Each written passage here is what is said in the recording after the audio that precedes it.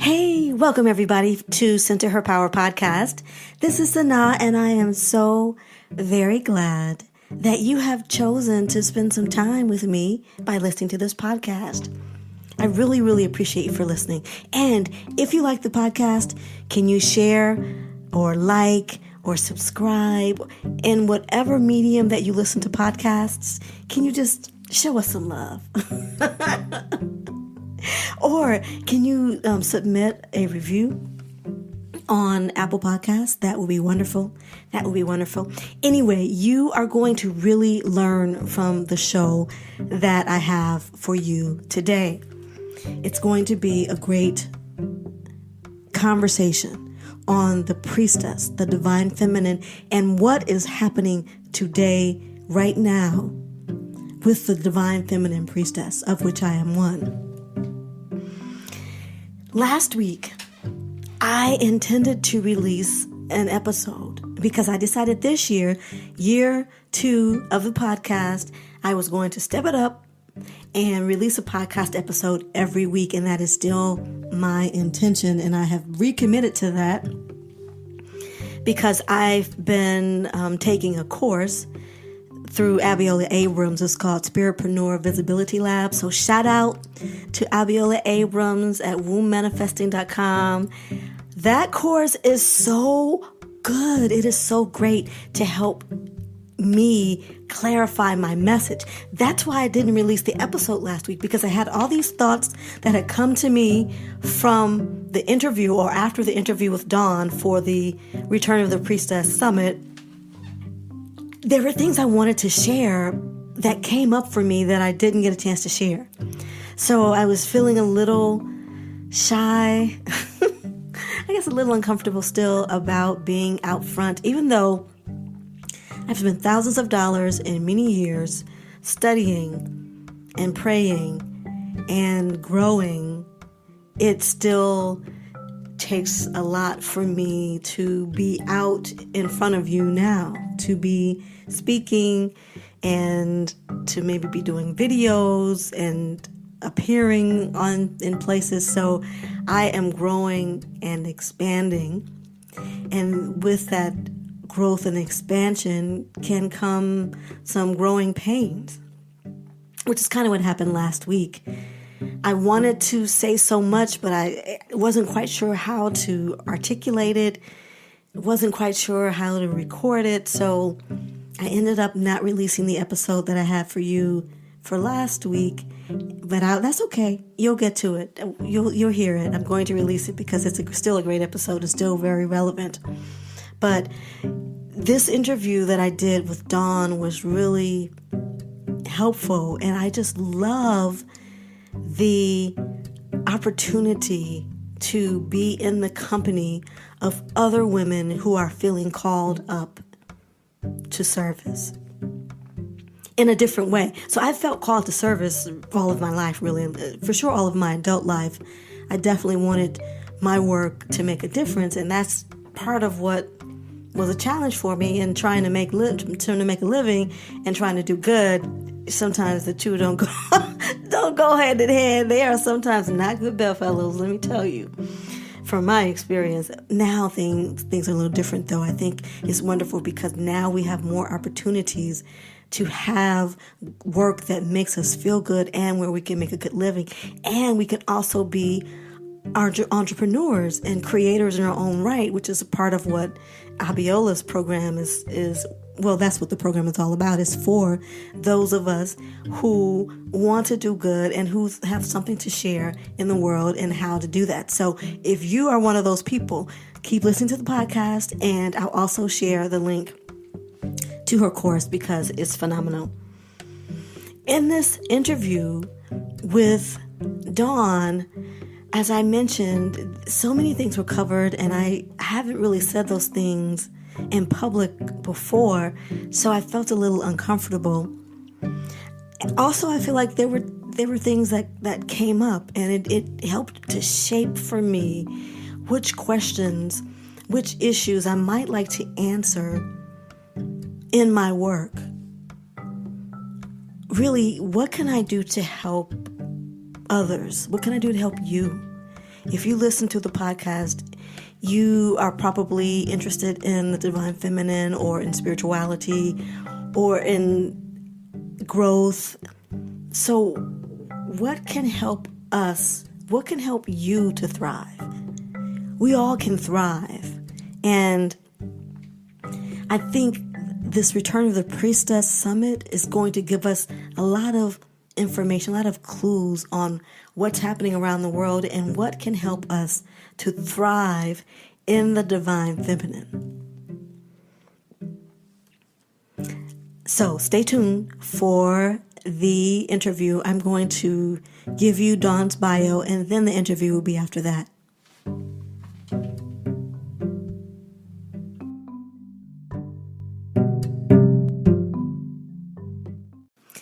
My guest today is Dawn DelVecchio.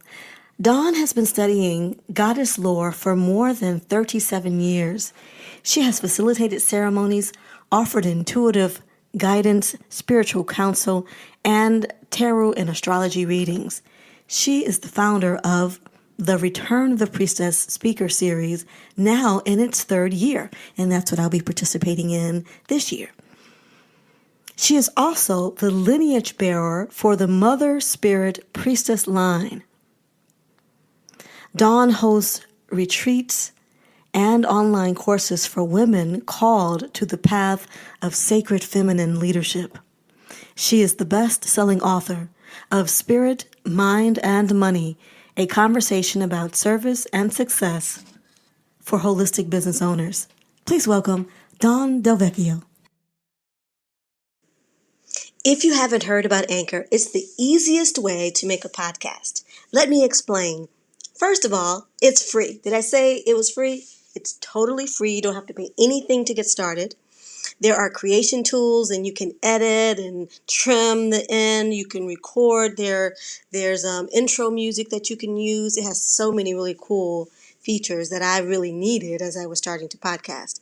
Anchor will distribute your podcast for you so it can be heard on Spotify, Apple Podcast, and many more. You can make money from your podcast with no minimum listenership. It's everything you need to make a podcast in one place. So go download the free Anchor app or go to Anchor FM and get started. Go ahead, download, get started. Let your voice be heard. What is the priestess? And why do we need priestesses now in this day and age? Today I'm talking to Dawn DelVecchio, who is sponsoring the third annual Return of the Priestess. And I'm so happy to have you on Center Her Power podcast, Dawn. Thank you, Sanaa. It's good to be with you again. I'm very excited to be here and speaking with you about this, one of my most beloved and passionate topics of the role of the priestess in these times. Yes, and I have to say that I'm so excited because I was invited to be a part of this, and I was just telling Dawn before we started that this has been kind of a nervous time for me because I have been undercover for so many years, and I think in multiple lifetimes I've had to be undercover. There was a woman on my Instagram feed who talked about how she was asked to leave her church because she was a Reiki practitioner and she was burning sage and getting into sound healing. And I said, well, there was a time when people would do their kind of ritual or cultural practices at home, and then they would still go to church. And she said, no, maybe you old folk can do it like that, but I'm not doing it that way. And I said, no, you shouldn't, because at this time we can now step forward and be truly who we are and bring together. I feel like I'm bringing together various lives that I have lived and trying to figure out which pieces can be helpful to this time that we're in to help transform. Yeah. So tell us, what is a priestess and why would we want one now? Great question. Well, to me, a priestess is a woman who is devoted to her sacred practice, and from the place of her own connection with her sacred feminine energies, she leads with love. So a priestess isn't necessarily going to show up looking like the equivalent of a female priest.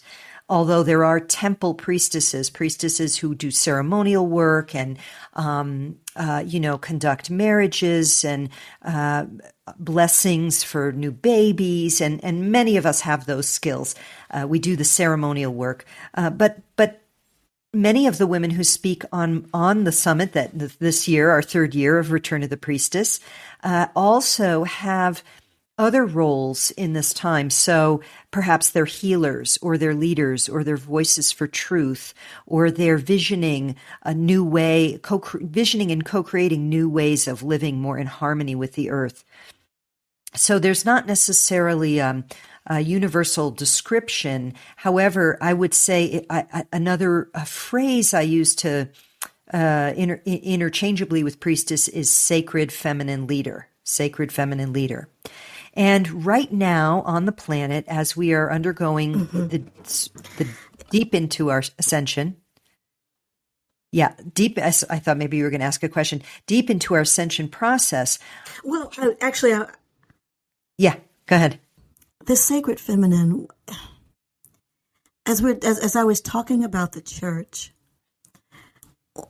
what role do you think the sacred feminine plays now? Is it a different role than was played typically in the Christian church?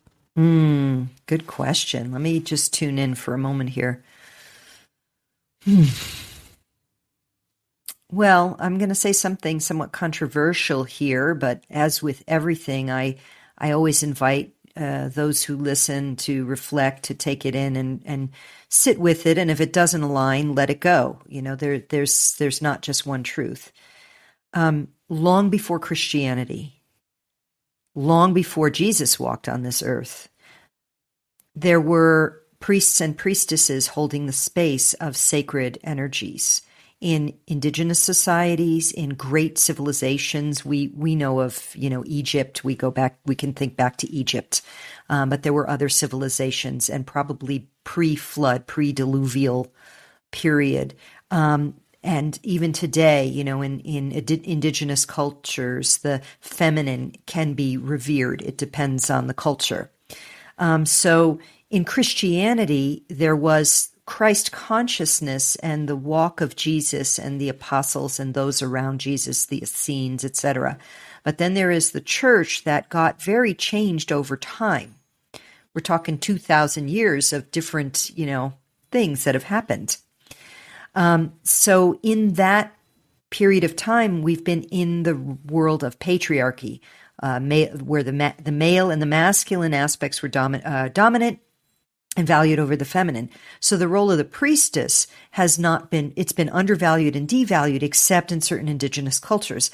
Very few straight line lineages of priestesses have survived. Some have. I think the Yoruba tradition might be one. Some of the priestesses of Kem, ancient Egypt, those as well, and some other like in Peru and the Mayan cultures.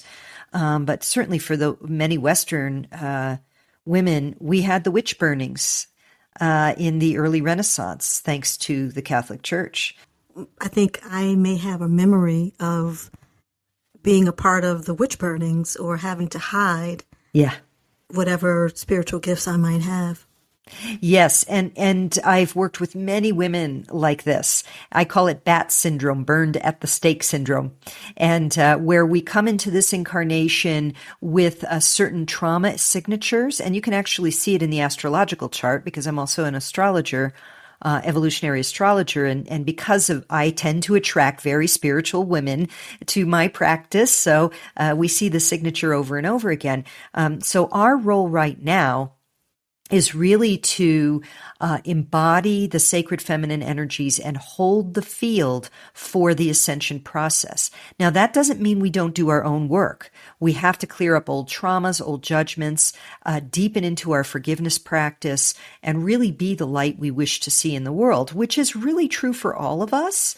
Full stop. all humanity, if we want to make this ascension journey, it is not enough to simply go to church on the weekends and be a jerk during the week. We have to begin to become more and more self-aware and more forgiving of ourselves and others, and understand that the true nature of this reality is that it's reflective, which means everything out there is a reflection of what's inside of me. So as a priestess, part of my role, and there are many different kinds of priestesses, is I do ceremonial work, I lead retreats, I do energy work to literally hold the field like a midwife for the rebirth of Mother Earth. I don't know how to explain it other than that. I connect deeply with Gaia, with Mother Earth. And one of my unique things that I get to do is the Return of the Priestess every year. And that was a divine download guidance from Isis, the goddess Isis, who was once walking on this earth as a priestess of Hathor in the old ancient lands of Kem or Egypt. And the purpose of Return of the Priestess is to gather priestesses and wise women, indigenous curanderas and medicine women, and elders from all over the earth to come and bring their voice, their activations, their prayers, their medicine to a global platform.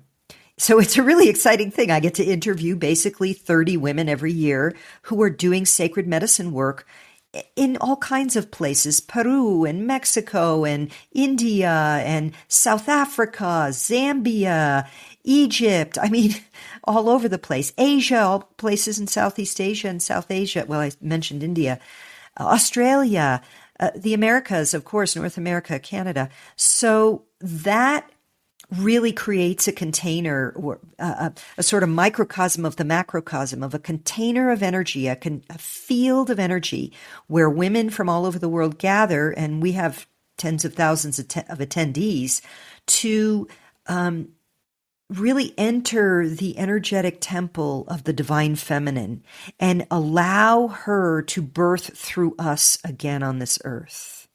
Because that has been part of the problem, is we have been wonky and out of whack. We have been trying to fly as a human species with one wing, the masculine, devaluing the feminine. The feminine wing must now open up, and we must come into balance and harmony internally within each of us individually, as well as sisters and brothers together, women and men together. Come into harmony in leadership, in all kinds of things, parenting, everything. So I've kind of gone off on a tangent, but I'm hoping, did I touch on the answer there? I'm thinking of doing a show actually on my experience with Christianity. I was raised in the Christian church. My stepfather was a gospel musician and my mother sang, and I have gone to church for years. I've actually taken graduate level classes in religion, and thought of doing a master's in theology or divinity. So, my heart is of the sacred and the spiritual, and I had a walk where I was trying to understand how I could express what seemed to be coming. I knew that my purpose was to help to reestablish the divine feminine in the world, and particularly in the African American community. However, when I went to the church with that idea, I didn't quite find a place for how I could share fully. The Return of the Priestess 3 has helped to activate and get me to start thinking of myself differently, and to really kind of step into my seat more fully. So thank you so much for the event. And thank you. I really appreciate you for including me. Oh, well, thank you so much for sharing that. And this is what I found about Return of the Priestess, is that it's a global feminine activation. That's what I call it. And it has consistently been by the feedback I get from both the attendees and the speakers.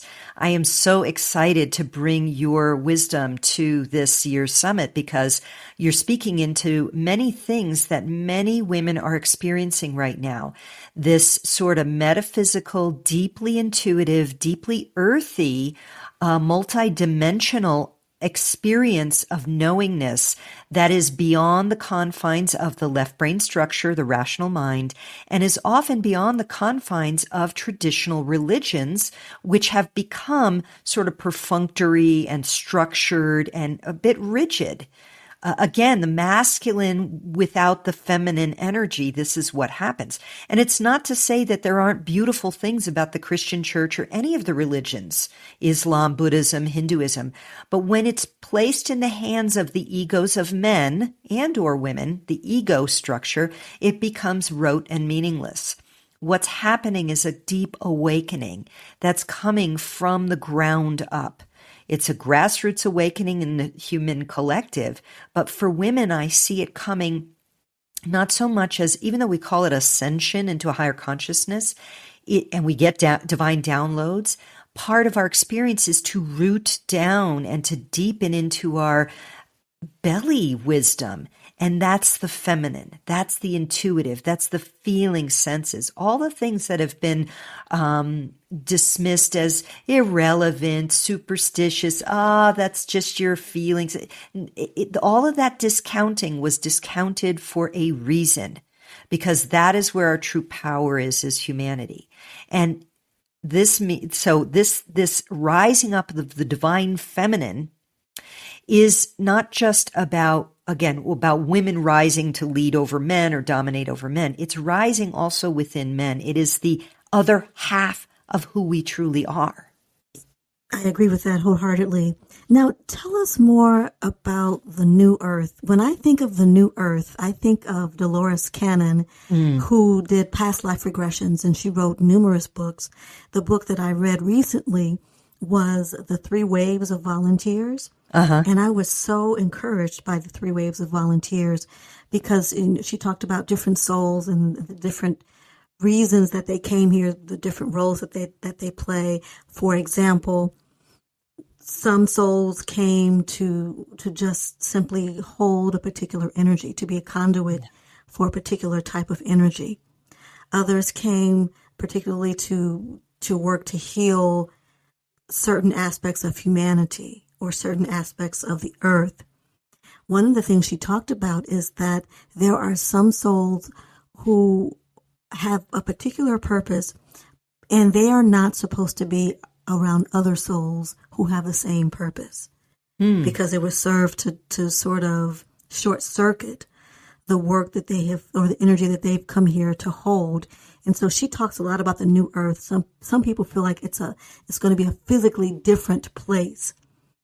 What do you say about the New Earth? Yeah, this is a great question. I have been, this is part of my motivation for this year's theme, which is New Earth Rising, is because I want to hear more about this from others. So let me just take a moment to tune in and see what wants to come through.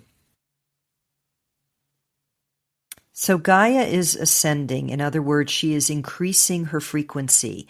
And so what that means is that lower frequency energies of fear, hatred, attack, war, destruction, nuclear explosions under her skin, all of this stuff can no longer be tolerated.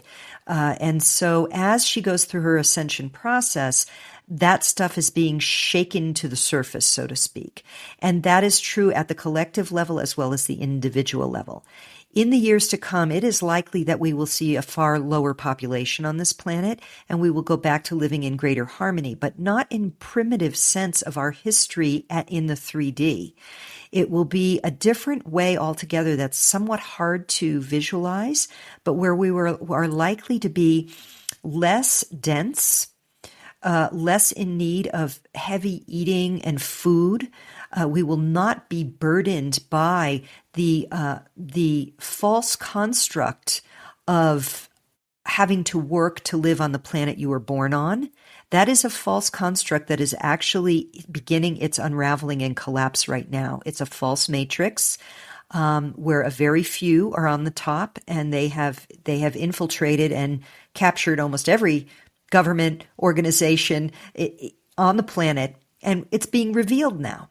And in that revelation process, there will be great tumult, great shift and change. But out the other side of that, and what we now who are living here on this earth now are doing is we are paving the way for the other side of that, where our children will be safe again, where we will live in harmony with the earth, where we will be more intuitive, more telepathic, more able to attune ourselves to the Davic realm, and more able to live in a way that harmonizes.